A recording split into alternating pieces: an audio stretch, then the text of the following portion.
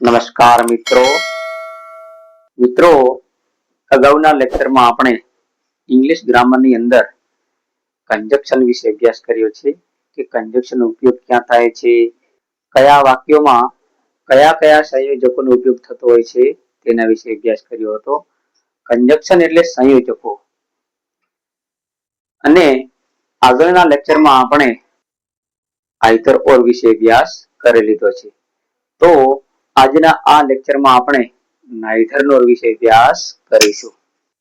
જુઓ મિત્રો, નાઇધર નોર એટલે બેમાંથી એકેય નહીં. નાઇધર નોર નો અર્થ થાય છે બેમાંથી એકેય નહીં. નાઇધર નોર એ કોઈ પણ બે વિકલ્પને જોડે છે. એટલે કે કોઈ પણ બે વિકલ્પને જોડવા માટે નાઇધર નોર નો ઉપયોગ થાય છે. નાઇધર નોર એ નકાર અર્થ સૂચવે છે. નાઇધર નોર ના વાક્યની અંદર નકાર અર્થ સૂચવાય છે. ત્રીજું છે, નાઇધર નોર એ વાક્યની શરૂઆતમાં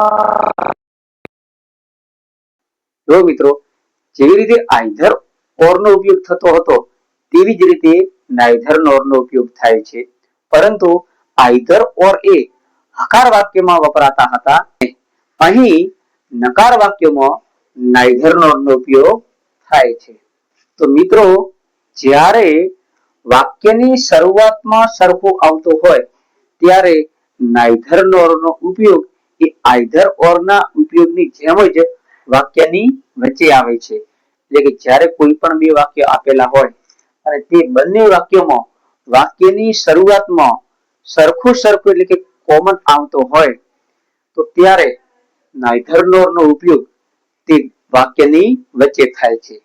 અને જ્યારે વાક્યની છેલ્લે જ સરખું આવતું હોય એટલે કે જ્યારે વાક્યની છેલ્લે એક સરખું આવતું હોય ત્યારે નાઇધર નોર નો ઉપયોગ વાક્યની શરૂઆતમાં થાય છે. જ્યારે બે વાક્ય હોય બંને વાક્યોમાં વાક્યની છેલ્લે એટલે કે વાક્યના અંતમાં એક સરખું આવતું હોય તો ત્યારે નાઇધર નોર નો ઉપયોગ વાક્યની શરૂઆતમાં થાય છે. જેવી રીતે આઇધર ઓર નો ઉપયોગ થતો હતો તેવી જ રીતે નાઇધર નોર નો ઉપયોગ થાય છે. પરંતુ નાઇધર નોર ના ઉપયોગમાં હવે પછીની બાબતો ખાસ આપણે ધ્યાનમાં રાખવાની છે. જો મિત્રો નાઇધર નોર નો ઉપયોગ કરતા વાક્યમાં નોટ શબ્દ નીકળી જાય છે. કોઈ પણ વાક્ય આપેલા હોય અને તે વાક્યમાં નોટ શબ્દ આવેલો હોય તો જ્યારે આપણે તે બંને વાક્યોમાં નાઇધર નોર નો ઉપયોગ કરીએ છીએ ત્યારે તે વાક્યની અંદરથી નોટ શબ્દ નીકળી જાય છે. કારણ કે નોટ તે નકાર ભાવ સૂચવે છે અને નાઇધર નોર એ પણ નકાર અર્થ સૂચવે છે. જેથી નાઇધર નોર ના ઉપયોગમાં નોટ નીકળી જાય છે. પછી બીજું છે કે જો વાક્યની અંદર ડુ નોટ આવેલો હોય, ડુ નોટ નો ઉપયોગ થયો હોય તો ડુ નોટ ને દૂર કરીને ક્રિયાપદનું તેમનું તેમ જ વપરાશે. બીજું છે જો વાક્યની અંદર ડઝ નોટ નો ઉપયોગ થયો હોય તો ડઝ નોટ ને દૂર કરીને ક્રિયાપદને અંતે એસ કે ઈએસ વાળું રૂપ લાગશે. તો મિત્રો આપણને પ્રશ્ન થાય કે એસ ક્યારે મૂકવું અને ઈએસ ક્યારે મૂકવું? તો આના વિશે આપણે સાદા વર્તમાન કાળમાં અભ્યાસ કરી લીધો છે કે ક્રિયાપદને ક્યારે એસ લાગે અને ક્યારે ઈએસ લાગે. અને છેલ્લું છે જો વાક્યની અંદર ડીડ નોટ નો ઉપયોગ થયો હોય તો ડીડ નોટ ને દૂર કરીને મુખ્ય ક્રિયાપદને V2 નું રૂપ લગાડવાનું છે. એટલે કે ક્રિયાપદનું V2 નું રૂપ મૂકવાનું હોય છે. તો મિત્રો નાઇધર નોર નો ઉપયોગ કરવા માટે ખાસ તમારે આટલી બાબતો ધ્યાનમાં રાખવાની છે. તો મિત્રો હવે આપણે આ બાબતો ધ્યાનમાં રાખીને થોડા વાક્ય જોઈશું. તો જુઓ મિત્રો અહીં પ્રથમ વાક્ય છે કે Radhika is not singing a song અને બીજું વાક્ય છે Radhika is not singing a poem. એટલે કે રાધિકા ગીત ગાઈ રહી નથી. બીજું વાક્ય છે રાધિકા કવિતા ગાઈ રહી નથી. તો આ વાક્યને નાઇધર નોર માં જ્યારે ફેરવીએ ત્યારે તેનો અર્થ એવો થાય કે રાધિકા એ નથી ગીત ગાઈ રહી કે નથી કવિતા, એટલે કે બંનેમાંથી એક પણ ગાઈ રહી નથી. તો મિત્રો હવે આપણે આગળ જે મુદ્દાઓ જોઈ લીધા છે તે મુદ્દાઓને અનુસરીને આ વાક્યમાં નાઇધર નોર નો ઉપયોગ કરીશું. જુઓ મિત્રો, સૌ પ્રથમ તો આ બંને વાક્યમાં કોઈ પણ એક વિકલ્પ પસંદ કરવાનો હોય છે, તે છે અ સોંગ અને આ પોએમ, એટલે કે ગીત અને કવિતા. બીજા નંબરમાં છે કે વાક્ય નકાર અર્થ સૂચવે છે. તો જો મિત્રો અહીં Radhika is not singing a song, Radhika is not singing a poem, એટલે કે રાધિકા એ ગીત પણ ગાઈ રહી નથી અને રાધિકા એ કવિતા પણ ગાઈ રહી નથી. ત્રીજું હતું કે નાઇધર નોર નો ઉપયોગ વાક્યની શરૂઆતમાં કે વચમાં થાય છે. તો જુઓ મિત્રો, જો વાક્યની શરૂઆતમાં એક સરખું આવતું હોય તો નાઇધર નોર નો ઉપયોગ વાક્યની વચ્ચે થાય છે અને નાઇધર નોર નો ઉપયોગ કરતી વખતે નોટ શબ્દ નીકળી જાય છે. તો જુઓ મિત્રો, અહીં Radhika is not singing a song, તેની અંદર રાધિકા ઇઝ નોટ સિંગિંગ અને બીજા વાક્યમાં રાધિકા ઇઝ નોટ સિંગિંગ, આ બંને વસ્તુ એક સરખી છે. તો જ્યારે વાક્યની શરૂઆતમાં એક સરખું એટલે કે કોમન આવતો હોય ત્યારે નાઇધર નોર નો ઉપયોગ વાક્યની વચ્ચે થાય છે. તો અહીં સૌપ્રથમ જે એક સરખું છે તે આપણે સૌપ્રથમ લખી દઈએ.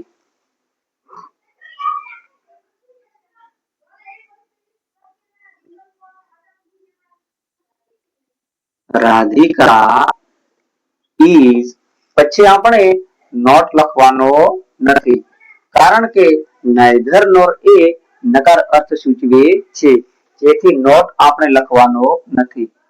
આ વાક્યમાં પણ નથી લખવાનો અને આ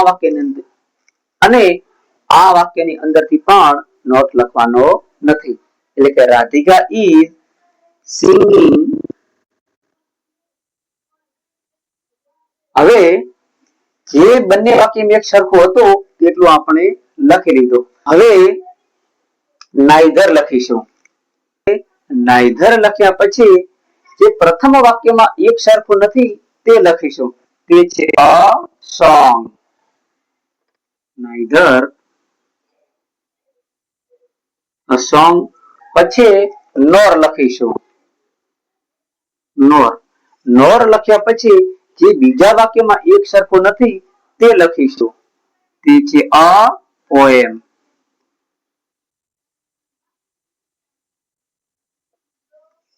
જુઓ મિત્રો, Radhika is singing neither a song nor a poem, એટલે કે રાધિકા એ ગીત પણ ગાઈ રહી નહીં અને કવિતા પણ ગાઈ રહી નહીં. હવે બીજું વાક્ય જોઈશું.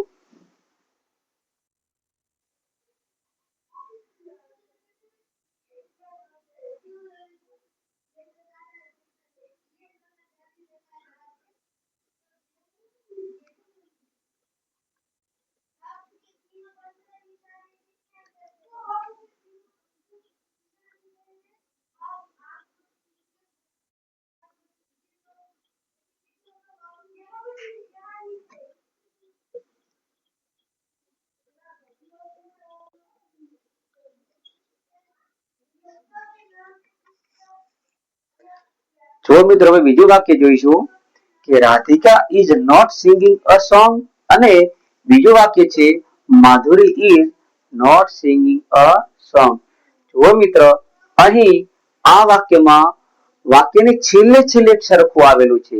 પ્રથમ વાક્યમાં વાક્યની શરૂઆતમાં એક સરખું હતું એટલે આપણે નાઇધર નોર નો ઉપયોગ વાક્યની વચ્ચે કર્યો હતો અને આ વાક્યમાં વાક્યની શરૂઆતમાં સરખું નથી એટલે કે વાક્યની છેલ્લે છેલ્લે સરખું આવેલું છે. Is not singing a song, is not singing a song, એટલે કે વાક્યની છેલ્લે એક સરખું આવેલું છે, વાક્યની શરૂઆતમાં સરખું આવેલું નથી. અહીં વાક્યની શરૂઆતમાં રાધિકા છે અને બીજા વાક્યમાં વાક્યની શરૂઆતમાં માધુરી છે. તો જ્યારે વાક્યને છેલ્લે એક સરખું આવેલો હોય ત્યારે neither nor નો ઉપયોગ વાક્યની શરૂઆતમાં થાય છે અને not શબ્દ નીકળી જાય છે. આ વાક્યની અંદરથી પણ not નહીં લખવાનો અને આ વાક્યની અંદરથી પણ આપણે not લખવાનો નથી. હવે આપણે neither nor નો ઉપયોગ કરીને લખીશું. તો સૌપ્રથમ આપણે neither લખવાનું.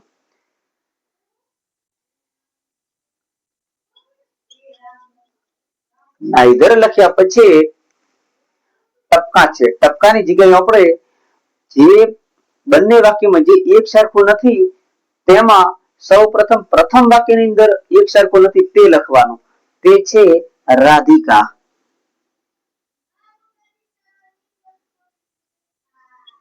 પછી આપણે લખવાનું છે nor. nor લખ્યા પછી જે બીજા વાક્યમાં એક સરખું નથી તે લખવાનું. તે છે માધુરી.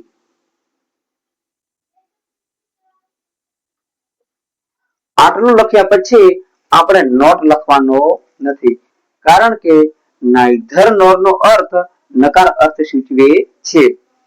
હવે આપણે જે બંને વાક્યમાં એક સરખું છે તે લખવાનું છે. is singing a song.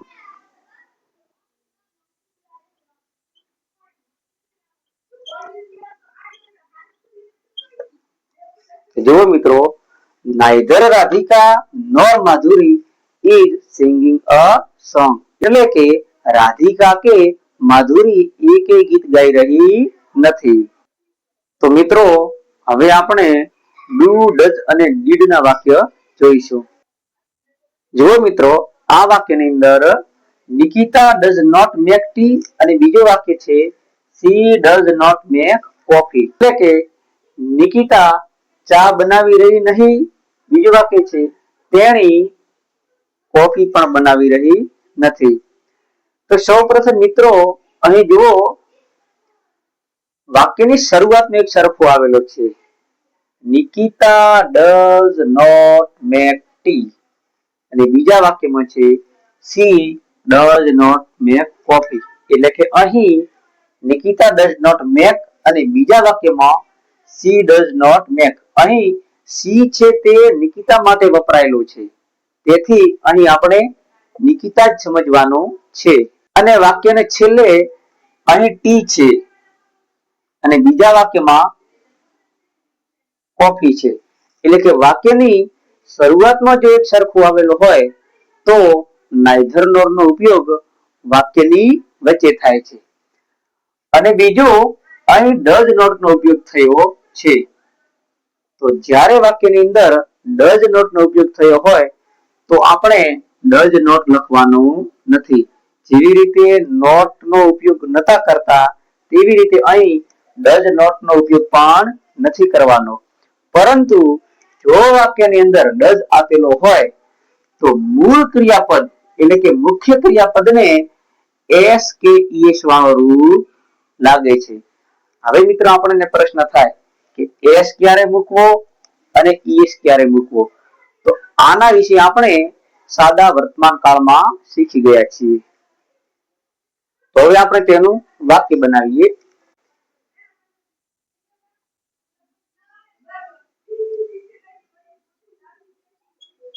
Nikita પછી આપણે does not લખવાનું નથી.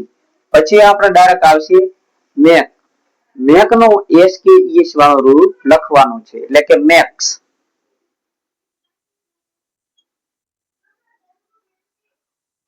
પછી આપણે neither લખવાનું છે. એક સરખું છે એટલો લખાઈ જાય છે. પછી ટી અને કોફી બાકી છે તો પછી આપણે neither લખવાનું છે. neither લખ્યા પછી જે પ્રથમ વાક્યમાં એક સરખું નથી તે લખવાનું છે. તે છે ટી. પછી nor લખવાનું છે. nor લખ્યા પછી જે બીજા વાક્યમાં એક સરખું નતું તે લખવાનું છે. તે છે કોફી.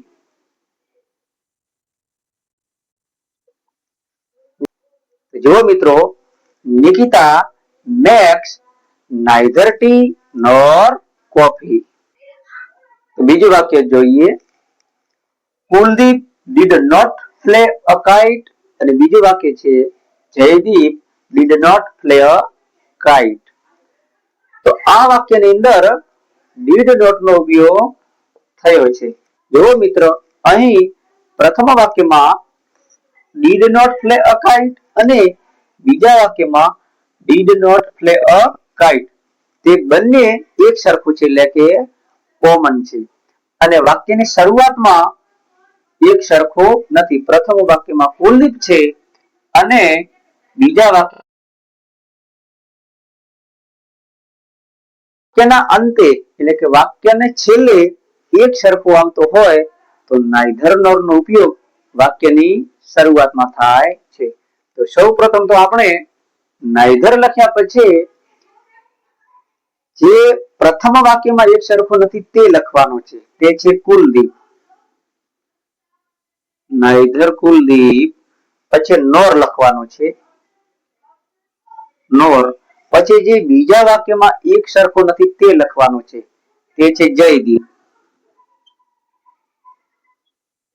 જયદીપ આટલું લખ્યા પછી જે બંને વાક્યમાં એક સરખું છે તે લખવાનું છે.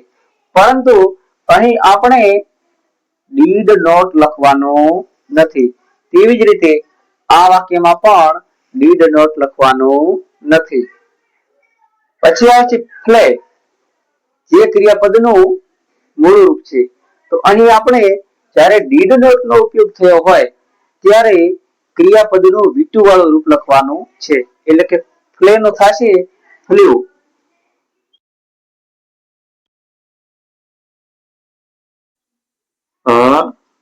kite. જો મિત્રો neither Kuldeep nor Jaydeep flew a kite. તો મિત્રો આવી રીતે neither nor નો ઉપયોગ થતો હોય છે. either or ના વાક્યમાં આકાર અર્થ સૂચવે છે અને neither nor ના વાક્યમાં નકાર અર્થ સૂચવે છે. either or અને neither nor ની અંદર કોઈ પણ એક વિકલ્પ પસંદ કરવાનો હોય છે અને either or માં આકાર અર્થ સૂચવે છે જ્યારે neither nor ની અંદર નકાર અર્થ સૂચવે છે. અને either or જેવી રીતે વાક્યની શરૂઆતમાં કે વચમાં વપરાય છે તેવી જ રીતે neither nor નો ઉપયોગ પણ વાક્યની શરૂઆતમાં કે વાક્યની વચ્ચે વપરાય છે. જ્યારે વાક્યના અંતે એટલે કે વાક્યની છેલ્લે એક સરખો આવતો હોય ત્યારે neither nor નો ઉપયોગ વાક્યની શરૂઆતમાં થાય છે. તેવી જ રીતે either or માં પણ જ્યારે વાક્યના અંતે એક સરખું આવેલું હોય તો either or નો ઉપયોગ વાક્યની શરૂઆતમાં થતો હતો અને જો વાક્યની શરૂઆતમાં એક સરખું આવેલું હોય તો neither nor કે either or નો ઉપયોગ વાક્યની વચ્ચે થાય છે. અને neither nor ના વાક્યમાં ખાસ આપણે not શબ્દ મૂકવાનો નથી. કોઈ પણ વાક્ય બે આપેલા હોય અને તે વાક્યની અંદર not આપેલો હોય અને જ્યારે આપણે neither nor નો ઉપયોગ કરતા હોઈએ ત્યારે not શબ્દ લખવાનો નથી. બીજું do does કે did વાળા જ્યારે વાક્ય આવતા હોય ત્યારે જો do not આપેલો હોય તો જ્યારે આપણે neither nor નો ઉપયોગ કરીએ છીએ ત્યારે do not ને દૂર કરીને ક્રિયાપદને તેમનો તેમ જ મૂકવાનું છે. અને જ્યારે does not ના વાક્ય આપેલા હોય વાક્યમાં neither nor નો ઉપયોગ કરતી વખતે does not ને દૂર કરીને મુખ્ય ક્રિયાપદને s કે es વાળો રૂપ લાગે છે. તેવી જ રીતે જો વાક્યમાં did not નો ઉપયોગ થયો હોય તો તે વાક્યની અંદર neither nor નો ઉપયોગ કરતી વખતે આપણે did not ને દૂર કરીને વાક્યમાં ક્રિયાપદને V2 નું રૂપ મૂકવાનું છે. બસ મિત્રો આટલું જ ફક્ત તમારે ધ્યાનમાં રાખવાનું છે. તો મિત્રો જો તમને અમારો વિડીયો ગમ્યો હોય તો લાઈક કરો, શેર કરો અને સબસ્ક્રાઇબ કરો જેથી અંગ્રેજી ગ્રામરમાં તમને આવા અવનવા વિડીયો રોજ મળતા રહે. આભાર.